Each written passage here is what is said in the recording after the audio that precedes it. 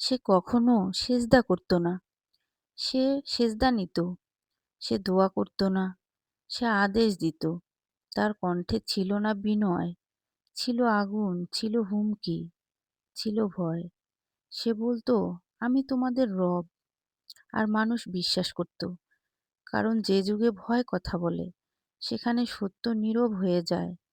তার নাম উচ্চারণ করলেই মায়েদের বুক কেঁপে উঠত, পিতারা চোখ নামিয়ে নিত, শিশুরা জন্ম নেওয়ার আগেই মৃত্যুর গন্ধ পেত। তার নাম ছিল ফ্রাউন। মিশরের আকাশের নিচে দাঁড়িয়ে ছিল এক বিশাল প্রাসাদ, যার দেয়াল সোনায় মোড়ানো ছিল, কিন্তু ভিতরে ছিল অন্ধকার। যার মেঝে মার্বেল পাথরের ছিল, কিন্তু ইতিহাসে লেখা ছিল রক্তে। ফ্রাউন বিশ্বাস করত ক্ষমতাই শেষ কথা, আর যে ক্ষমতার বিরোধিতা করে সে বেঁচে থাকার যোগ্য নয়। সে জানত না ক্ষমতা কখনো আল্লাহ হয় না, আর আল্লাহকে চ্যালেঞ্জ করলে নদীও কবর হয়ে যায়। ঠিক সেই প্রাসাদের ভেতরেই একজন নারী ছিলেন, যার হাতে ছিল সোনার চুড়ি, কিন্তু হৃদয়ে ছিল শূন্যতা। যিনি রানী হয়েও দাসত্ব মেনে নেননি, যিনি ফ্রাউনের স্ত্রী হয়েও ফ্রাউনের মতো হননি। তিনি হজরত আসিয়া রাদিয়াল্লাহু আনহা। রাতে যখন প্রাসাদে ক্ষমতার গল্প চলত, তিনি তখন আকাশের দিকে তাকিয়ে এক অদৃশ্য রবকে ডাকতেন। তিনি জানতেন এই সিংহাসন ক্ষণস্থায়ী, কিন্তু ঈমান চিরস্থায়ী। এক রাতে ফ্রাউন আতঙ্কে জেগে উঠল।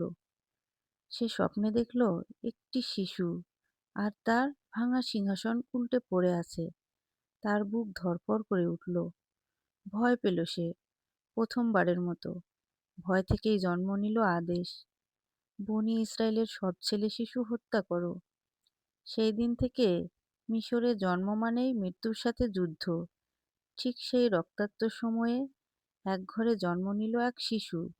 তার কান্না ছিল নরম, কিন্তু আকাশ কেঁপে উঠল। তিনি ছিলেন হজরত মুসা আলাইসাল্লাম। এক মায়ের চোখে ভয়, কিন্তু হৃদয়ে আল্লাহর উপর অগাধ ভরসা। আল্লাহ বললেন, তাকে নদীতে ভাসিয়ে দাও। নদীতে সন্তান ভাসানো কোনো মায়ের পক্ষে অসম্ভব, কিন্তু আল্লাহর উপর ভরসা অসম্ভবকেও ইবাদত বানিয়ে দেয়। নীল নদ বয়ে চলল, ঝুড়ি দুলতে দুলতে এগুলো প্রাসাদে। নদী জানতো না সে একজন শিশুকে বহন করছে না, সে বহন করছে এক যুগান্তকারী সত্য। জলধারার সাথে সাথে আল্লাহর তকদির চলছিল। ঝুড়ি পৌঁছালো প্রাসাদে। ঢাকনা খুলতেই এক শিশু, মুখে এমন নূর যা অন্ধকার কাঁপিয়ে দিল। ফ্রাউন চিৎকার করে বলল, হত্যা করো এই শিশুকে। কিন্তু আসিয়া রাদিয়াল্লাহু আনহা এগিয়ে এলেন। আজ তিনি রানী নন, আজ তিনি একজন মা। তিনি বললেন, এই শিশু আমার চোখের শীতলতা। আর আল্লাহ তার কথাকে ঢাল বানালেন। সময় পেরিয়ে গেল। মুসা আলাহিসাল্লাম বড় হলেন। একদিন তুর পাহাড়ে আল্লাহ তাকে ডাকলেন, বললেন, ফ্রাউনের কাছে ফিরে যাও। তিনি ফিরে এলেন, বললেন, আমি আল্লাহর রসুল। আর ইতিহাস থমকে গেল। ফ্রাউন হাসল অহংকারে, বিদ্রূপে, কিন্তু তার ভিতরে একটা কাঁপুনি ছিল। যখন সে জানল তার স্ত্রী ঈমান এনেছে, সে আর রাজা রইল না, সে হয়ে গেল এক হিংস্র পশু।